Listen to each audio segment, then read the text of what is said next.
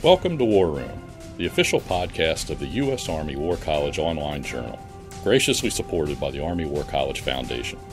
Please join the conversation at warroom.armywarcollege.edu. We hope you enjoy the program.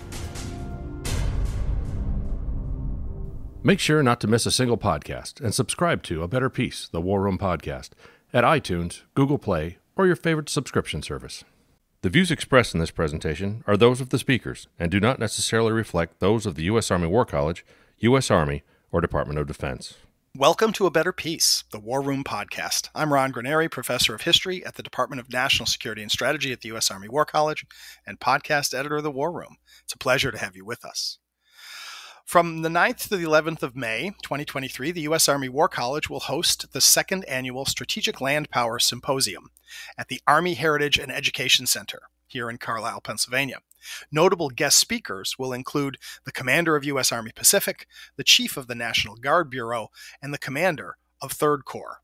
Bringing together students, scholars, and practitioners, the symposium aims to advance the concepts surrounding the role of strategic land power in cooperation, competition, integrated deterrence, and joint all-domain operations by presenting original research to senior leaders about how land power can help achieve future national objectives. As part of the symposium, the U.S. Army War College Strategic Landpower Integrated Research Project, or IRP, has gathered 12 members of the U.S. Army War College Class of 2023 to address aspects of the future role of strategic land power on a wide range of topics. To amplify the students' work, A Better Peace has organized multiple podcast sessions with those students to discuss their projects, their relationship to the Strategic Landpower Symposium, and possible implications for the future of U.S. security policy. This is the fourth of those sessions, and today's topic is mobilization and deployment, broadly conceived, with Lieutenant Colonel Mike Barnett, Lieutenant Colonel Mark Mullinax, Colonel Ryan Noble, and Lieutenant Colonel Jon Holm. Lieutenant Colonel Mike Barnett is a Models and Simulations Officer in the U.S. Army. For his next assignment, he will lead the Logistics and Exercise Simulation Directorate at Fort Gregg Adams, Virginia. Lieutenant Colonel Mark Mullinax is a Logistics Officer with the Kansas Army National Guard. His last assignment was Deputy Commander of the 235th Regional Training Institute in Salina, Kansas. His next assignment is the Kansas National Guard J3 Director of Military Support.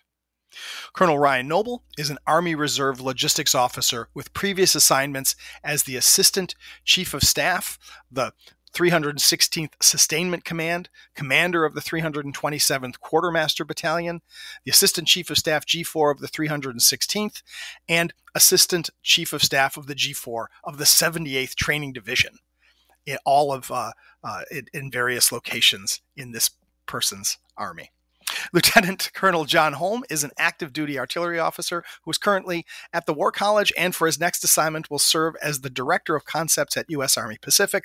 All four of these gentlemen are students in the Army War College Class of 2023, and we are delighted to have you all with us today on A Better Peace. Welcome, gentlemen. Good morning, Ron. Thanks, Ron. So first, I want to give you all a chance to describe your projects. I know Mike, Mark, and Ryan, you have a combined project, so I'm going to give the floor to you to describe what you're working on. Okay, so this is Mark.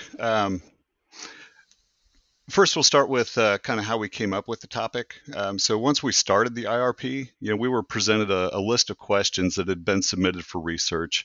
We also looked at the KISSL, the Key Strategic Issues list, and also a list of topics that I received from the National Guard Bureau.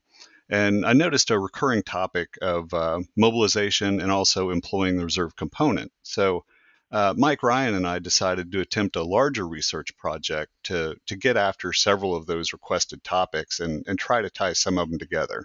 So our project assessed the Army's challenge in the fight to the fight, the ability to mobilize and deploy forces through MOB stations or mobilization force generation installations, MFGIs, and then balancing each Army component's capabilities to provide the required forces to combatant commanders.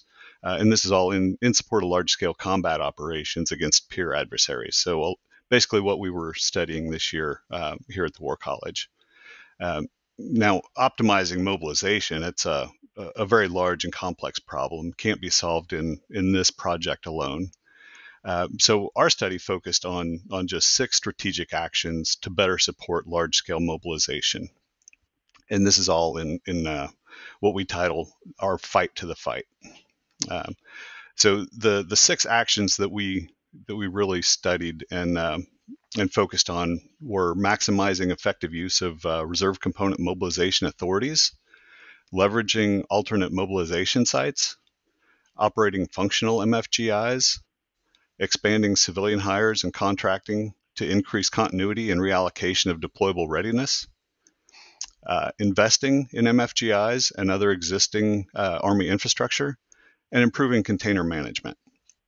And each of us will discuss 2 of these topics as we focused on that for our research project. So the 2 areas I looked at are going to be the first 2. So first, we looked at the authorities to mobilize reserve component forces. And these authorities, they reside in Title 10 of U.S. Code. This delineates the responsibilities to assign, allocate, and apportion forces into several mobilization levels. And each one has its own authorities, limits, and restraints.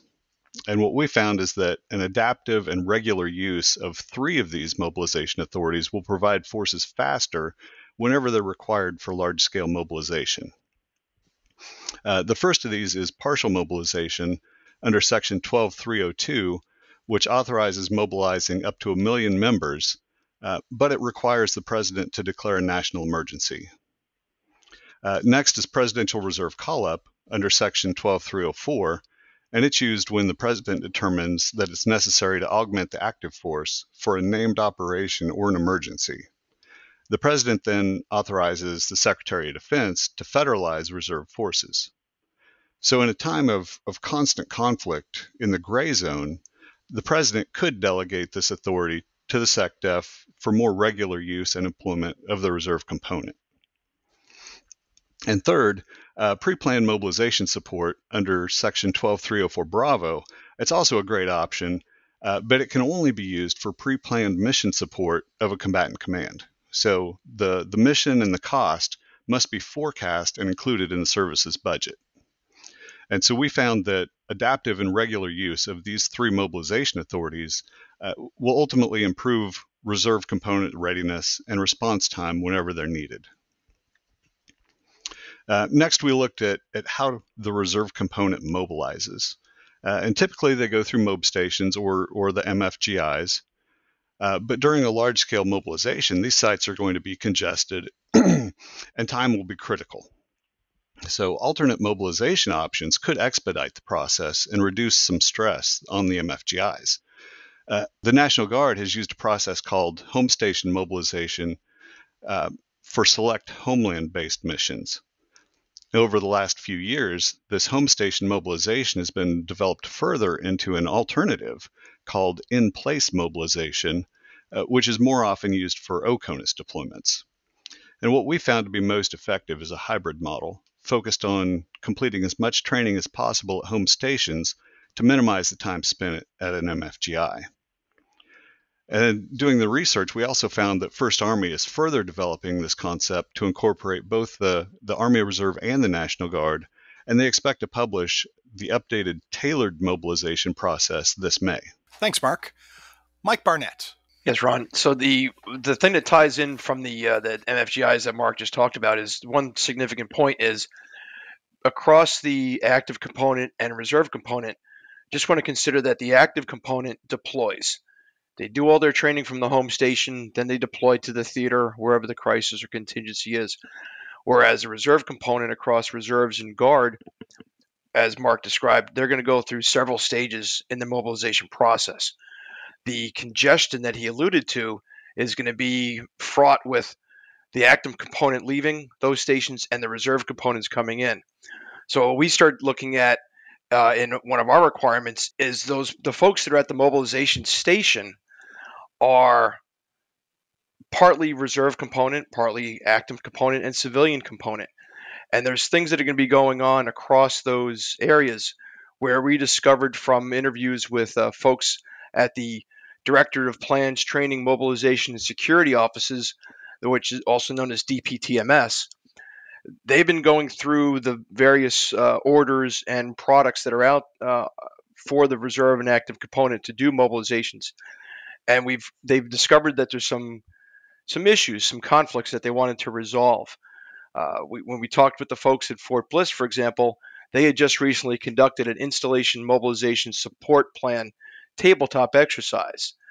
This exercise was able to bring together several agencies across Fort Bliss, which is one of the major MFGIs in the Army, and they discovered that with the congestion in the contested homeland and different aspects of the mobilization process, they saw that there was some issues with authorities.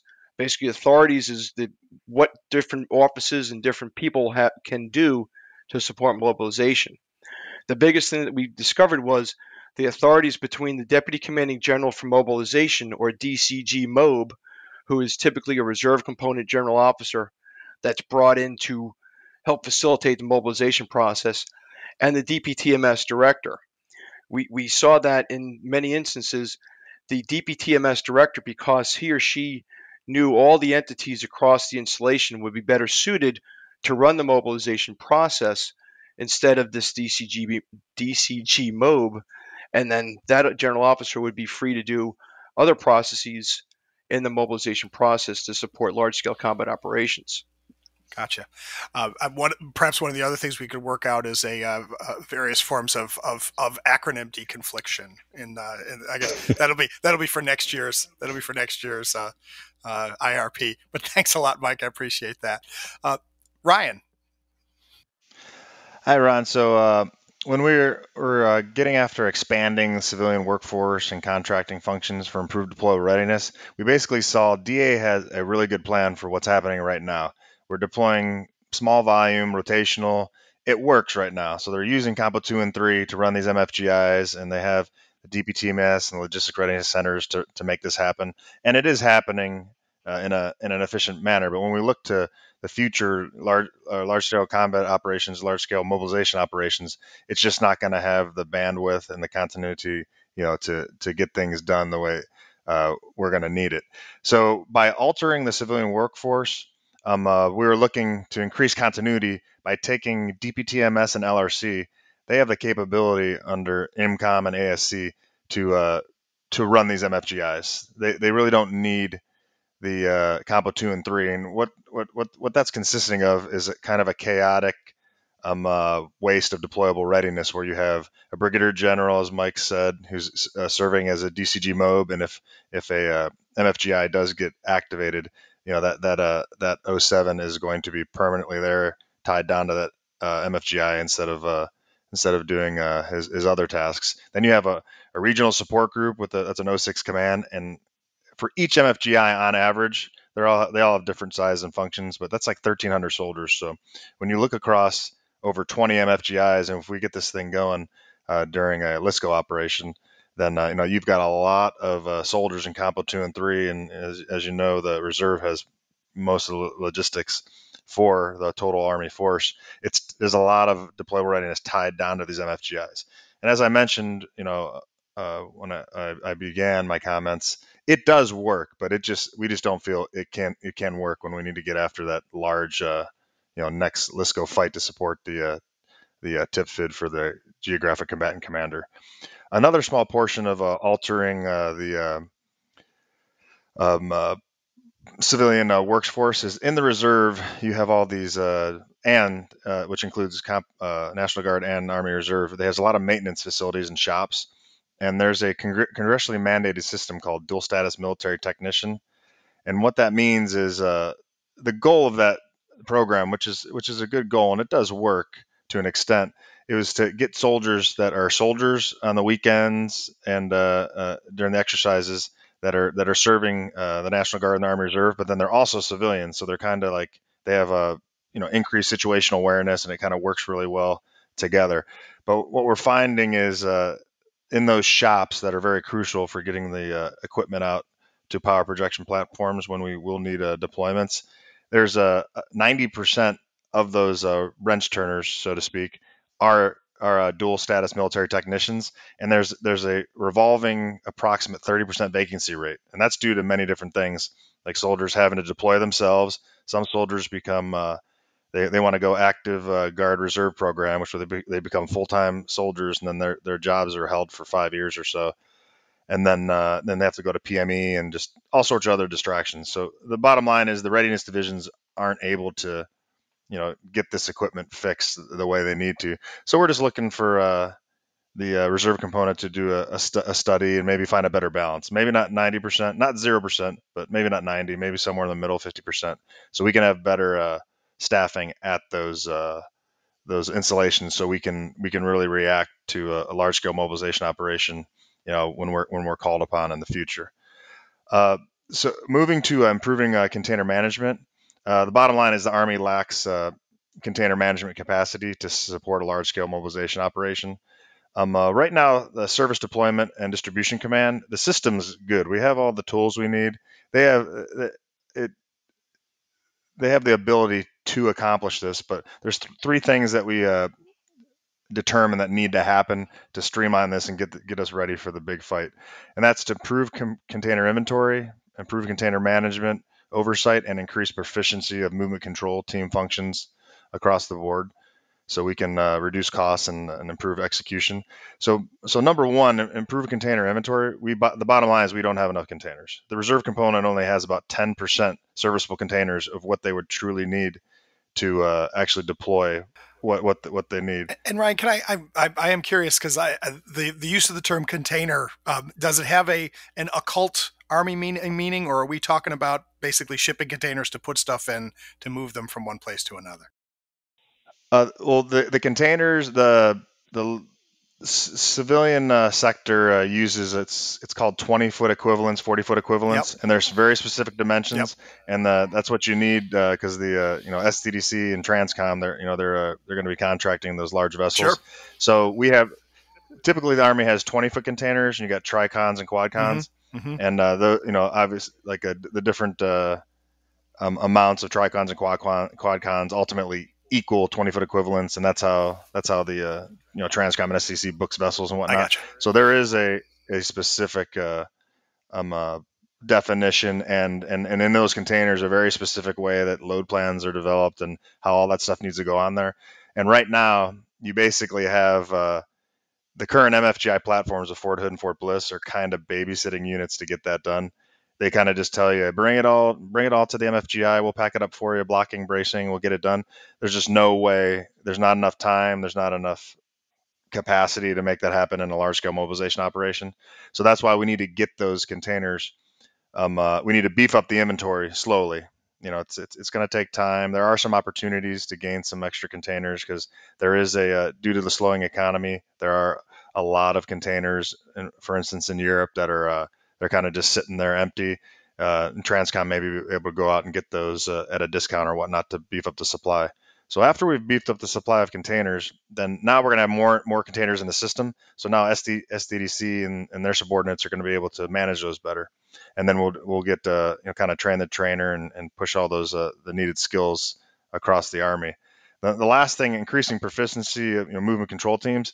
We have movement control teams, movement control battalions, sustainment brigades. We have all these organizations that know how to do this stuff. Once we get enough containers out there, once we get enough soldiers down at the unit level that are handling these things, and we'll just spread the knowledge. Everybody's going to get better at these load plans, and then all the different logistics automated systems that are already created. The Army doesn't need to buy anything else. We just need to get more containers, and we need to start exercising the use of container management in deployment readiness exercises, large exercises, before we actually get to, an actual large-scale mobilization operation situation. So we want to be prepared for that. Sure. Great. Thank you, Ryan. Thanks, Mike. Thanks, Mark. I'm going to come back with some questions for the three of you in a moment, but I'm liking how, so this first presentation is about how we would gather the stuff up. So as active units begin to deploy, how we sort of move everything up behind them, right? The joy of logistics planning.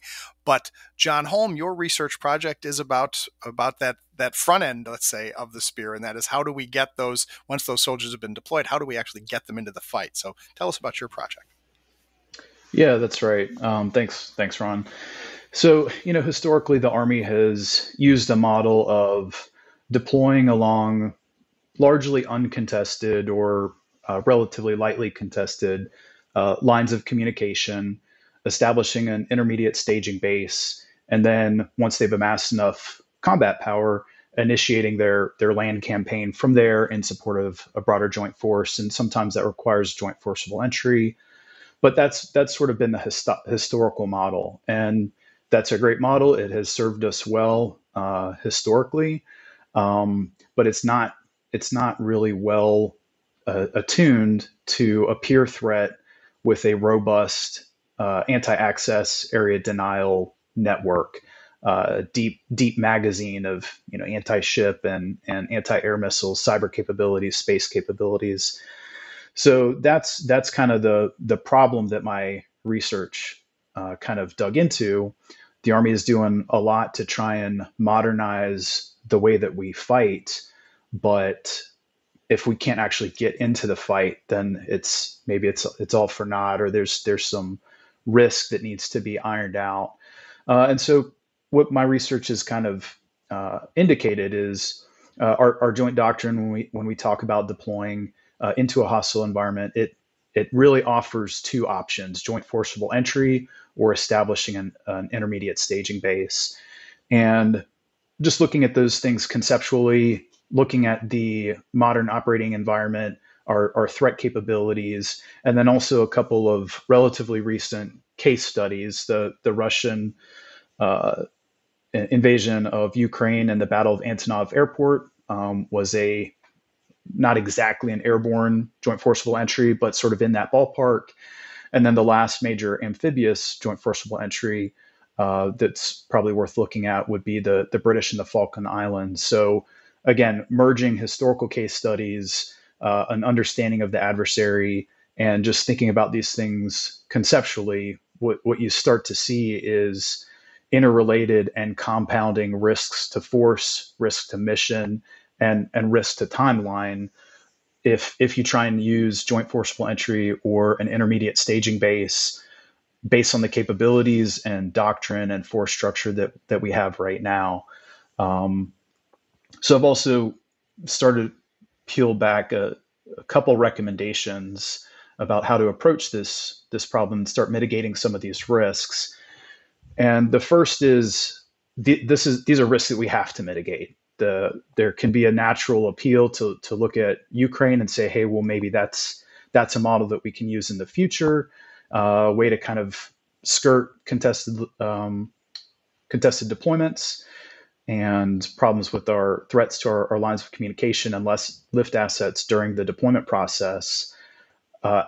Based on the research I've done, I don't think that's not a sound model to try and replicate for future crises. And I can go into that in more detail if you'd like in the future.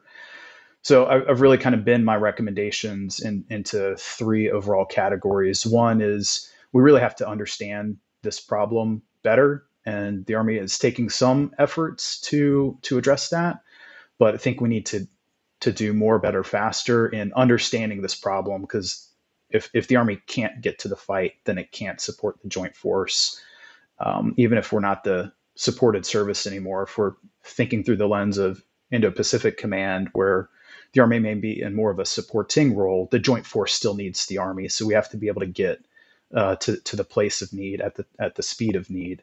So understanding the problem better, setting the theater naturally leads to the question of set it for what. And one of the things we have to be mindful of is we have to set it for contested deployment.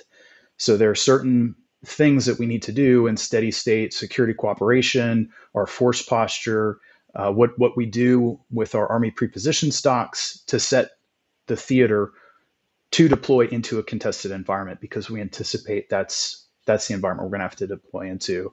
And then the last is address capability gaps. That's the hardest. It's probably maybe the most expensive. It can be people's natural tendency is to go to developing new capabilities or modernizing existing capabilities first. But I think until we understand the problem and there's some things we can do within existing authorities to set the theater that can help mitigate a lot of those risks before we go straight to breaking out the checkbook and trying to buy some new kit. Right. Well, and this is the interesting thing about both of these projects and all of your aspects of it that fit together. They raise a question, especially for an outside observer, and that is, on the one hand, right, the United States military has been busy for the past couple of decades, right? We've been doing a lot of fighting, but we realize now that this is a very different kind of fighting than we would be likely to do in the future. And so that's what I'm trying to think about, like even for both for Mark, Mike, and Ryan for your research project, but also for you, Jon, is it possible to say that while we've learned a lot over the past 20 years in how we organize the force and deploy it, that we're going to have to be able to forget some of those things that we've learned, or let's say ignore those things because the different conflict's going to be different. And that's what I'm trying to wrap my head around, right? Because Jon, when you're talking about a contested environment, right, is we can't sort of leisurely put forces together and then decide to fight when we want to fight. If we're responding, let's say, to, I don't know, pick an example completely out of thin air, right? If we're responding to a PRC invasion of Taiwan, right, that would that would be very different. And so, and this goes back to Ryan's point about getting containers and having everything that were available, right? I mean, if people are comfortable with the way things have gone so far, is the danger that people are going to say, well, we'll just kind of do what we've been doing. It'll just be a little harder.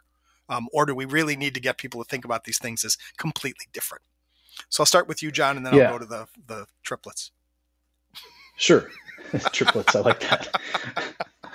That nickname is going to stick with them now. Sorry, guys. So yeah, I think it's not necessarily sort of malicious or lazy. It's just in a large bureaucracy, institutional inertia is an incredibly powerful force. Sure. And if we've been fighting mainly counterinsurgency and doing stability operations for 20 years, some people that's their entire career has been doing that. So it's not necessarily an intellectual laziness or a failure to appreciate the problem. It's some people need to be sort of shaken out of, hey, the world is changing. The type of environment that we anticipate in the future is going to be radically different than we have in the past. So it's not necessarily forgetting. It's just it's calling to mind some of these unarticulated assumptions. Mm-hmm. So people just assume uncontested lines of communication because for their entire career, it's not something they've ever had to think about. So it's not necessarily laziness. It's not necessarily anything malicious, but I think it does require kind of shaking folks out of their comfort zone a little and saying, this is something completely different. I think was that Monty Python, how they would transition between skits and now for something completely different. Exactly right. We're in a now for something completely different moment. I like that. So for those of you, unfortunately, who are only listening to this podcast, you don't get the video, the video images. But Mike made sure to hold up for all of us a copy of FM 3.0 on joint multi-domain operations, or I can't remember how many different words go into that. But this, so I want to go to the three of you about your work on how we deploy and mobilize all of the forces, and specifically with the relationship between the compos, can we say that over the past 20 years, because goodness knows there's been a lot of pressure put on the reserve and the guard in their role within the overall mobilization of the force. Have the things that have been going on for the past 20 years helped to prepare us for the possibility of these large-scale operations, or are there things we're going to have to relearn or unlearn, or I don't know,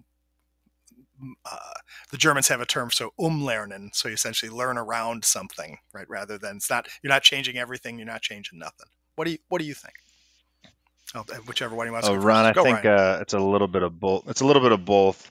So the things that were positives were going into the early 2000s, the reserves was more like a weekend a month, 2 weeks a summer kind of thing.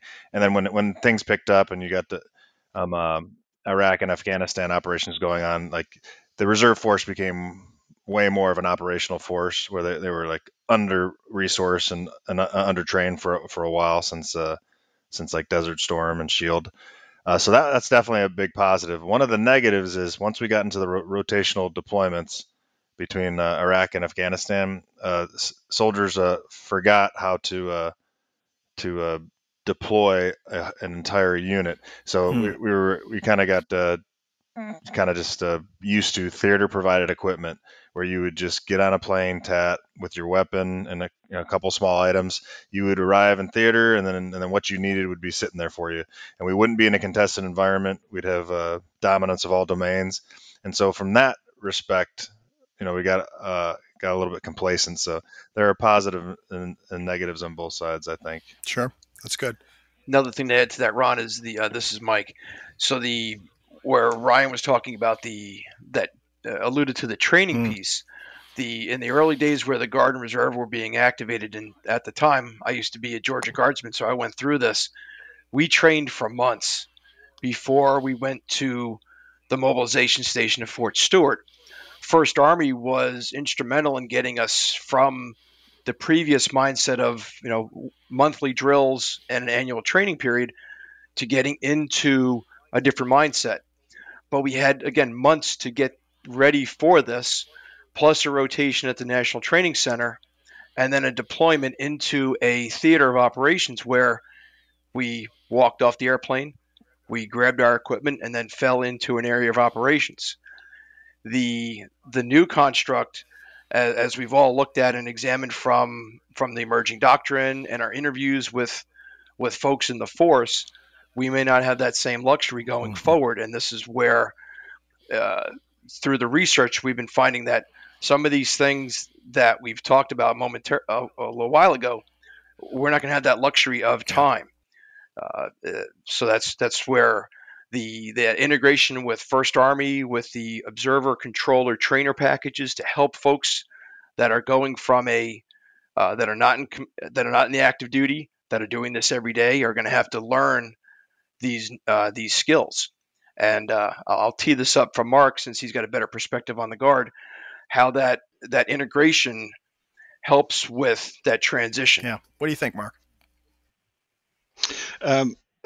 So really, I mean, I think those are some great answers. And really the area I see to really concentrate on is really emphasizing what Jon talked about, and it's the contested environment. What the doctrine's telling us now is that for a large scale mobilization, or as we prepare for large scale combat, we can expect to deploy from a contested homeland. Now, it may not be a kinetic type of contest, but we can expect competition and conflict in the gray zone. We can have cyber and space. So we don't train to how we're going to react to that. So I think that's really where we've got to focus. See, there are so many different aspects of this, and I'm excited that you're going to be making this presentation at the symposium in front of some high-profile folks who will hopefully hear these things. Hopefully not for the first time, but if they're hearing them from you, at least it'll get them thinking about it. I wanted to, I'm conscious of the time that we have together. I wanted to ask all four of you how you feel your participation in this integrated research project has either fit in with or enriched, or both, your experience at the Army War College, right? As people know, every student's required to do a research project of some sort, but not everybody chooses to participate in an IRP. And not every IRP also has this sort of culminating point in a public symposium. And so how have you felt this experience has been part of your education? I'll throw that open to all four of you. I'll jump on the grenade first. Go, Mike. Sure. Ron. Thanks for teeing it up. So when I was looking at the menu of options for research projects, this project spoke to me from a couple of perspectives. One, as I alluded to, I'm a former guardsman, so I had that experience of having to train, mobilize, deploy, redeploy, and so on. Again, as a civilian soldier, I also had to have a regular day job, and I used to work in transportation. So there's a lot of things that I did in that background that when I was talking with some of the faculty, they said, "Hey, here's a pretty good pretty good area that you have some experience in that you can bring to bear, and at least ask some of these questions from your experience about trucking, about working with civilians, working in the Guard, now as an active duty service member, how that all ties in." So that appealed to me across the spectrum of the available projects that were out there. Plus, the way this IRP was packaged, it had a lot of the aspects of what we needed to accomplish in our War College experience also appealed to me because we had the paper, the podcast, the symposium.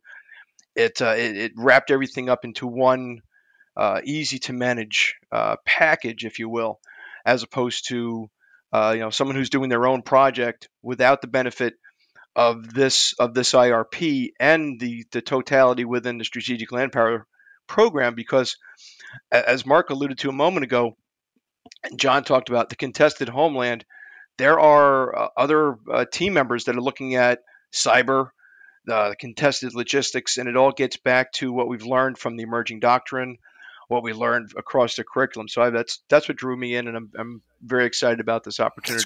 That's great. Anybody else? Yeah, Jon.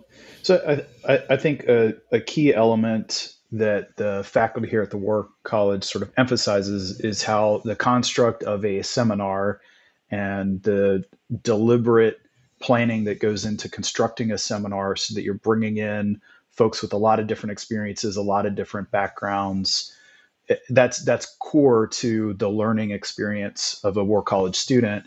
And the benefit of doing the Strategic Landpower IRP is you essentially have two seminars. You have your base seminar, but then this IRP meet once or twice a week over the course of several months. So you have the opportunity to learn from twice as big a pool of experience and knowledge and perspectives. So I think that's very valuable. And then also the structure of it. So we do classes. The IRP is not just about sort of collaboration and tossing ideas around for our research project.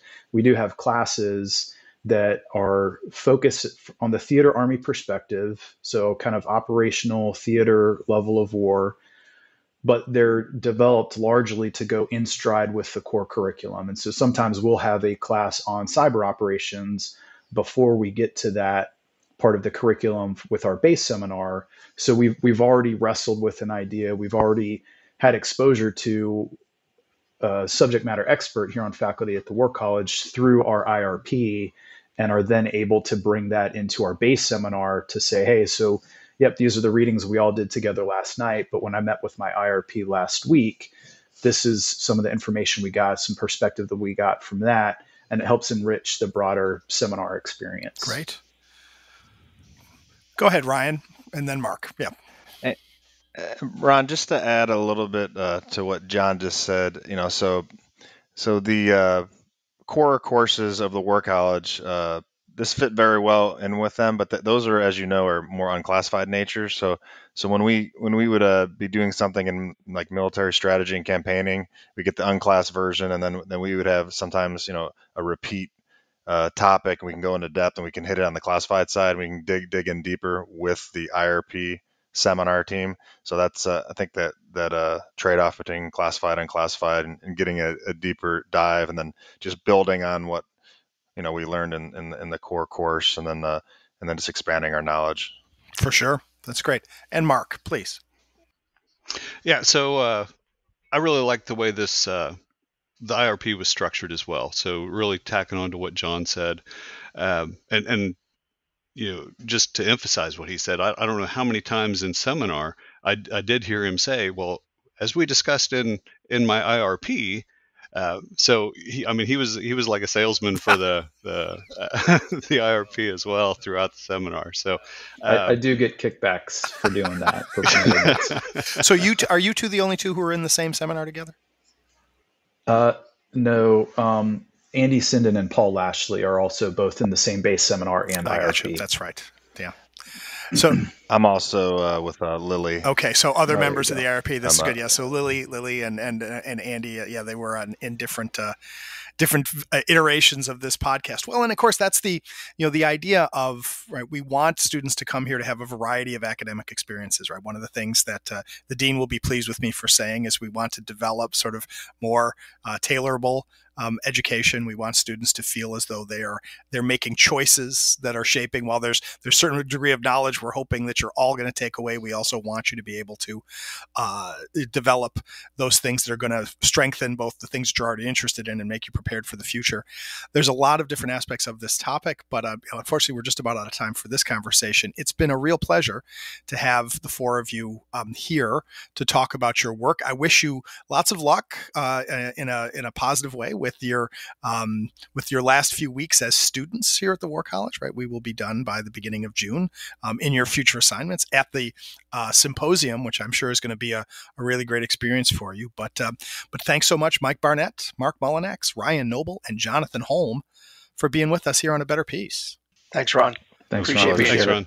And thanks to all of you for listening in. Please send us your comments on this program and all the programs. We're always interested in hearing from you and give us suggestions for future programs.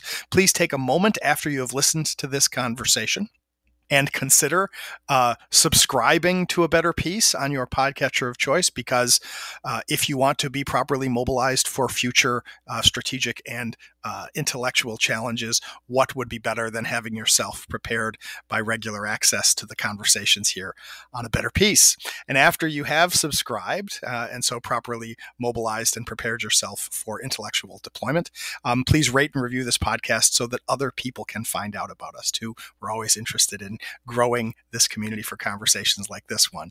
And even though this conversation is over, we look forward to welcoming you next time. And so until next time, from the War Room, I'm Ron Granieri. And that concludes our program. Thank you for listening. The views expressed in this podcast reflect those of the speakers and do not necessarily reflect the views, policies, or positions of the U.S. Army or the Department of Defense. Let us know what you think. Provide us your feedback, comments, or suggestions through our webpage at warroom.armywarcollege.edu. And have a great day.